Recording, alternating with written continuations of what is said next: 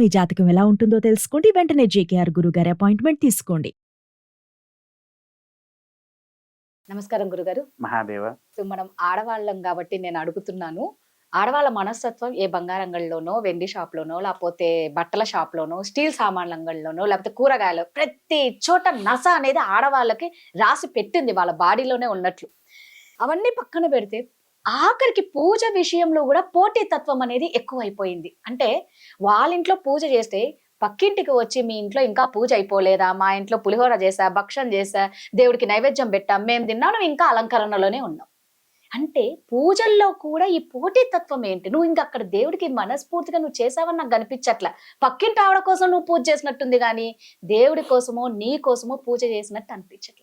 ఎందుకు గురుగారు అలాంటి పూజలు ఎలా ఉంటాయి ప్రతిఫలాలు? ఇంట్లో ఆడవాళ్ళు పూజ చేస్తున్నారు కరెక్టే, కానీ దీపం ఎలా వెలిగిస్తున్నారు? అసలు దీపం ఎలా వెలిగించాలో తెలుసా? పూజలు చేస్తున్నారు ఆడవాళ్ళు, నైవేద్యాలు వండుతున్నారు, అన్ని రకాలు చేస్తున్నారు, కాదనట్లా. అది తొందర కోసమో పక్క వాళ్ళను లేకపోతే కించపరచాలనే ఉద్దేశంతో వాళ్ళు చేస్తున్నారు.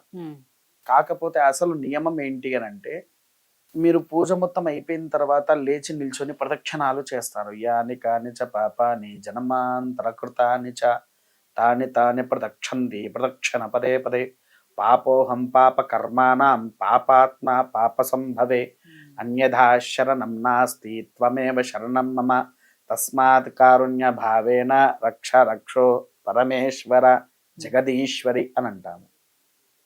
అవునా? యాని కానిచ పాపాని, తెలిసి తెలియక చేసే తప్పులను అనే రీతిలో ఆఖరికి నమస్కరించుకుంటున్నారు. కానీ దీనికంటే ముందు మనం ఎప్పుడు దీంట్లో ఉండే ఇంకో అర్థం ఏంటంటే తల్లి, ఉదయాన్నే పూర్వము లేచి మొదలు దీపారాధన అనేది ఉంటుంది చూసారా, అది మౌన వ్రతంతో చెయ్యాలి. అది ఎలా అనుకుంటున్నారు? మనం దీపం పెడతాము, నూనె పోసి వత్తులు వేసేసి వెలిగిస్తారు, అయిపోయింది. ఇక అక్కడికి దీపంతో పని అయిపోయింది, దీపంతో ఏం పని లేదు.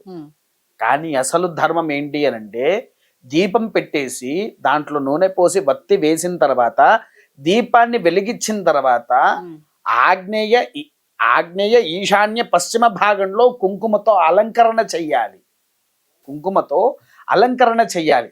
అలంకరణ చేసి మనం భోజనం తినేటప్పుడు మారు ఇంకోసారి అన్నం వడ్డించుకుంటాం కదా, అలా మారుగా ఒక చుక్క నూనె వెయ్యాలి. ఆ క్రతు పూర్తయ్యేంత వరకు మన నోట్లో నుంచి శబ్దం రాకూడదు. కష్టమే గురువుగారు ఇప్పుడున్న ఆడవాళ్ళకి. అసలు మీరు చెప్తూ ఉంటే ఇలా ఎవరు చేస్తున్నారు? ఎవరు చేయట్లేదు తల్లి. ఎందుకనంటే పూర్వము ఇవన్నీ పాటించేటువంటి వారు. ఇప్పుడు మీరు ధర్మసింధు అవన్నీ తీసి చూడండి, శాస్త్ర పుస్తకాల్లో మౌనవ్రతేన దీపారాధనం కురయాదంటారు. సరే, మనం నిత్యంగా వెలిగిస్తున్న దీపం ఎవరో తెలుసా మీకు? దాన్ని ఏమంటారు మీరు? అగ్నిదేవుడా? అగ్నిని ఏమంటారు మనం? జ్యోతి ప్రజ్వలన అంటారు. ఆ జ్యోతి ఉన్నది. జ్యోతి ఎవరు అసలు? వెలుగు. వెలుగు అని మీకు తెలుసు. శివుడికి పుట్టినటువంటి కుమార్తె, శివవంశంలో పుట్టినటువంటి, శివుడి యొక్క త్రినేత్రంలో నుంచి ఉద్భవించినటువంటి మహాదేవత జ్వాలాముఖీదేవి. ఆమె పేరే జ్యోతి. శివుని కుమార్తె పేరు శివుని కుమార్తె. శివుడికి 3 కుమార్తెలు ఉన్నారు తల్లి. అశోక సుందరి, మానసాదేవి, జ్యోతి. ఈ జ్యోతి దీపారాధనలో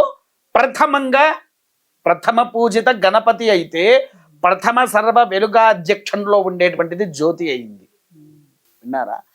ఆమె ఆరాధన ఉంటేనే మనకన్నిటికీ సర్వంగా సౌఖ్యంగా ఉంటది. విన్నారా? స్వాహాదేవి అగ్నిదేవుడి యొక్క భార్య.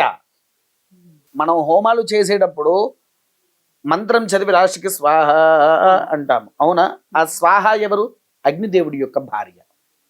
మనం హోమంలో వేసే ద్రవ్యాలు ఆమె తినేసేసి ధూమ రూపంలో అగ్నిదేవుడికి చెందించి సకల దేవతలకు కూడా ధూమ రూపంలో వెళ్తూ ఉంటది, ఆ పొగ రూపంలో.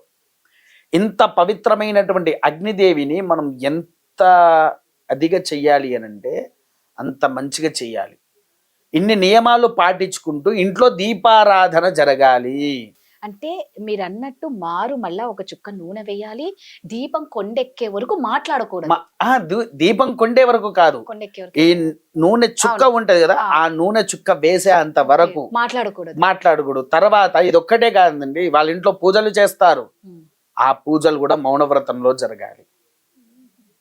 నేను సత్యనారాయణ వ్రతం చేసేటప్పుడు తల్లి నా చుట్టుపక్కల ఎవరు మాట్లాడరు, అందరూ 40 నిమిషాల్లో సత్యనావ్రతం చేస్తారు, గంటలో గంటన్నరలో చేసేస్తారు. నేను ఖచ్చితంగా 3 గంటలు తీసుకుంటా వ్రతానికి.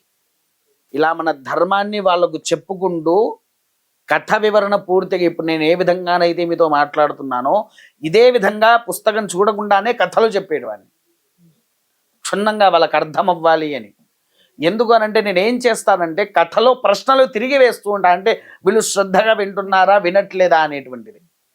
పూజ చేయడం ముఖ్యం కాదు. ఎందుకు అనంటే మనకు ఒక శాస్త్రంలో ఒక విషయం ఉంది, అదొక్కటే కాదు, సత్యనావ్రత కథలో లాస్ట్కి మంగళహారతిని ఇచ్చేటప్పుడు కూడా ఒక వర్డ్ ఉంది, చేసిన వారికి చేసిన ఫలము, చూసిన వారికి చూసిన ఫలము.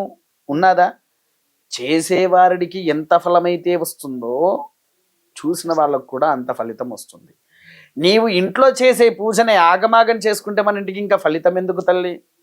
పక్క వాళ్ళని తెప్పి పొరవడానికి, పక్క వాళ్ళని ఆడుకోవడానికి, నీకు నచ్చింది ఏదో చేసుకొని సరిగ్గా ఉప్పు కారమే సరిగ్గా వెయ్యకుండా భగవంతుడికి తీసుకుపోయి నివేదన పెట్టారు. మనసు అక్కడ, మనిషి ఇక్కడ అన్నట్టు అయిపోతుంది. మీకు ఇంకో విషయం చెప్పమంటారా? అసలు ధర్మంగా చెప్పాలంటే దేవాలయంలో స్వామి వారికి నివేదన పెట్టే బియ్యం ఏదైతే ఉందో అవి కడగకుండా పెడతారు తెలుసా? మనం అన్నం వండేటప్పుడు ఏం చేస్తాము, సుమారు 2 సార్లు 3 సార్లు బియ్యం కడిగి పెట్టేస్తాము. కానీ దేవాలయంలో భగవంతునికి పెట్టేటువంటి నైవేద్యము కడగకుండా శుచిగా ఉండే బియ్యాన్ని తీసుకోవచ్చు. అందుకే కొత్త బియ్యాలు ఎక్కువ వాడతారు మీరు చూడండి. అందుకే పులహారాలు కానీ అవి ఒక్కొక్కసారి ముద్దగా ఉంటాయి. ముద్ద. ఎందుకు అనంటే దేవుడికి పెట్టే నైవేద్యం ఏదైతే ఉంటుందో ఆ బియ్యాన్ని అసలు కడగకూడదు ధర్మశాస్త్ర ప్రకారంగా. కడగకపోతే మనం తినలేము, దాంట్లో ఏముంటాయో తెలియదు, ఏ పురుగులు వస్తాయో తెలియదు అని అనుకుంటాము. అందుకే మొదలు ఏం చేయాలంటే శుభ్రంగా చెరగాలి, బియ్యాన్ని చెరగేసి కడగకుండా ఆ నీళ్లు పట్టేసి దేవుడికి నివేదన పెట్టాలి. అలా పెట్టినప్పుడు ఆ భగవంతుడు వచ్చే ప్రసాదాన్ని స్వీకరిస్తాడు. నువ్వు 10 సార్లు వేసి ఇక్కడ ఎందుకనంటే భగవంతుడు ఇందాక కిందటి వారంలో మనం చెప్పుకునే ఎపిసోడ్లో భగవంతుడికి మనసుతో కావాల్సిందే. శుద్ధి అనేది ఏ దేవుడు చూడడు, ఏ భగవంతుడు అడగలేదు. కేవలము మన మనసు కల్మషం లేని వాటిది ఏది తీసుకువచ్చినా ఆయన తీసుకునేదే ప్రసాదము. అందుకే ఈ పిచ్చి పిచ్చి ఆలోచనలు మానేసి అసలు ఇంకొకటి, ఆడవాళ్ళు పూజలో పాల్గొంటారు. ఎందుకోసం పాల్గొంటారో తెలుసా మీకు?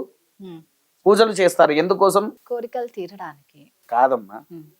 ఆడవారు చేసే పూజ ఏదైతే ఉందో అది కేవలం తను ఒక ముత్తైదురాలుగా మరణించడానికి కోసమే. నోములు కానీ వ్రతాలు కానీ ఏది చేసినా ఆడవారు ఏది చేసినా భర్త కోసమే. ఆడవాళ్ళు ఏంటంటే పక్క వాళ్ళ మీద మనసు పెట్టేసి దీన్ని మనం ఎప్పుడైతే భగవంతుని అనుగ్రహం పొందడానికి శుచిగా ఉండి మౌనవ్రతంతో చేసి సూర్యుడు ఉదయించిన తర్వాత నైవేద్యం పెట్టండి. సూర్యుడు ఉదయించక ముందుకు దీపం వెలిగించండి. సూర్యుడు ఉదయించక ముందుకు దీపం వెలిగించి సూర్యుడు ఉదయించిన తర్వాత నైవేద్యం పెట్టండి. నైవేద్యం పెడితే అప్పుడు ఆ స్వామి వారి యొక్క అనుగ్రహము మన కుటుంబం మీద ఉండి మనలో ఉండే కల్మష భావాన్ని తీసివేస్తాడు. చాలా చక్కగా చెప్పారు గురువు గారు. ఇలాంటివి చాలా మంది ఇళ్లలో ఉంటాయి. ఒక్కసారి ఈ తప్పులు చేయకుండా, చిన్న చిన్నవి చేయకుండా ఉంటే మనకు పూజా ఫలితం ఖచ్చితంగా ఉంటుంది. ధన్యవాదాలు గురుగారు. మహాదేవ.